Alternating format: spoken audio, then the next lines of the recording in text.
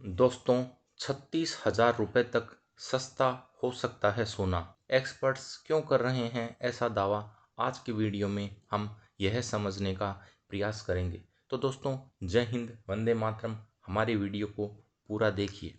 सोने की कीमत भारतीय खुदरा बाजार में 91,000 रुपये प्रति 10 ग्राम को भी पार कर चुकी है। लेकिन अमेरिकी विश्लेषक फर्म का मानना है कि आने वाले कुछ समय में इसकी कीमतें 40% तक कम हो सकती है। आम आदमी की पहुंच से दूर हो रहा सोना फिर अपनी औकात में लौट सकता है। एक्सपर्ट्स का दावा है कि गोल्ड की कीमतों में आने वाले समय में 40% से भी ज़्यादा गिरावट देखने को मिल सकती है और सोना फिर मिडिल क्लास की पहुंच में आ सकता है। अभी भारतीय खुदरा बाजार में सोने का भाव 91,000 रुपये प्रति 10 ग्राम को भी पार कर चुका है।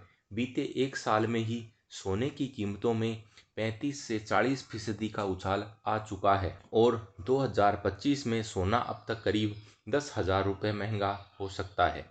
अमेरिकी विश्लेषक फर्म मॉर्निंग स्टार का दावा है कि सोने की कीमतें अब तक के सबसे ऊंचे स्तर पर पहुंच गई है, जिससे निवेशकों को फायदा हो रहा है, लेकिन उपभोक्ताओं पर बोझ बढ़ रहा है। लेकिन अगले कुछ महीने में ही सोने की कीमतों में भारी गिरावट देखने को मिल सकती है। यह गिरावट 35 से 40% से भी ज़्यादा रहने का अनुमान है।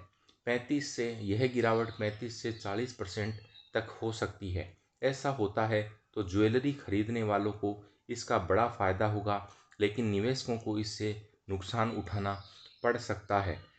भारतीय बाजारों में अभी 24 कैरेट सोने की कीमत लगभग 91,000 रुपये प्रति 10 ग्राम के करीब पहुंच गई है और ग्लोबल मार्केट में यह $3100 प्रति औंस से ऊपर है। अगर इसमें 40% की कमी आती है तो भारतीय बाजार में इसकी कीमत प्रति 10 ग्राम 55,000 रुपये हो सकती है और अंतर्राष्ट्रीय बाजार में इसकी कीमतें $1820 प्रति औंस तक पहुंच जाएगी, जो कि एक बड़ी गिरावट मानी जा रही है। दोस्तों, इस गिरावट की वजह जो बताई जा रही है वो है सोने की बढ़ती सप्लाई, घट रही सोने की डिमांड और market saturation.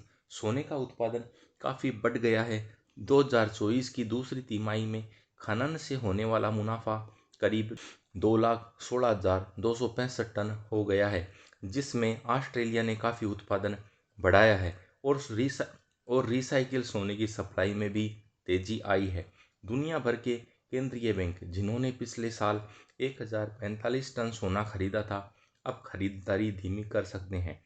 World gold council के एक सर्वे में पाया गया है कि 71% केंद्रीय बैंक अपने सोने के भंडार को कम करने या मौजूदा स्तर पर बनाए रखने की योजना बना रहे हैं। साल 2025 में सोने के क्षेत्र में विलय और अधिग्रहण में 32% की वृद्धि हुई है, जो बाजार में पीक को दर्शाती है। इसके अलावा सोने समर्थित ETF में वृद्धि उन पैटर्न को दर्शाती है जो पिछले मूल्य सुधारों से पहले देखे गए हैं। लेकिन दोस्तों, दूसरी तरफ जॉन मिल्स दावा कर रहे हैं कि सोने की कीमतों में बड़ी गिरावट आएगी, तो दूसरी ओर बोफा और सॉक्स जैसे प्रमुख वित्तीय संस्थानों का मानना है कि सोने की कीमतों में तेजी बनी रहेगी और अनुमान के अनुसार अगले 2 वर्षों में सोने की कीमतें $3500 प्रति औंस तक पहुंच सकती है। जबकि गोल्डमैन सॉक्स का अनुमान है कि 2025 के अंत तक सोने की कीमत $3300 प्रति औंस हो सकती है। तो दोस्तों,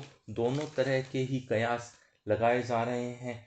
कुछ संस्थाएं ऐसा बोल रही है कि सोने की कीमतों में भारी कमी होगी, तो कुछ संस्थाओं का यह भी मानना है कि यह अपने उच्चतम स्तर को आने वाले समय में छुएगा और यह वृद्धि जारी रहेगी। यह तो आने वाले समय में ही पता चलेगा कि सोना लुढ़कता है या ऊपर चढ़ता है। तो दोस्तों, आपका क्या सोचना है इस विषय पर? कमेंट बॉक्स में लिखकर ज़रूर बताइए। हमारी वीडियो को लाइक करिए, हमारे चैनल को सब्सक्राइब करिए। बहुत बहुत धन्यवाद।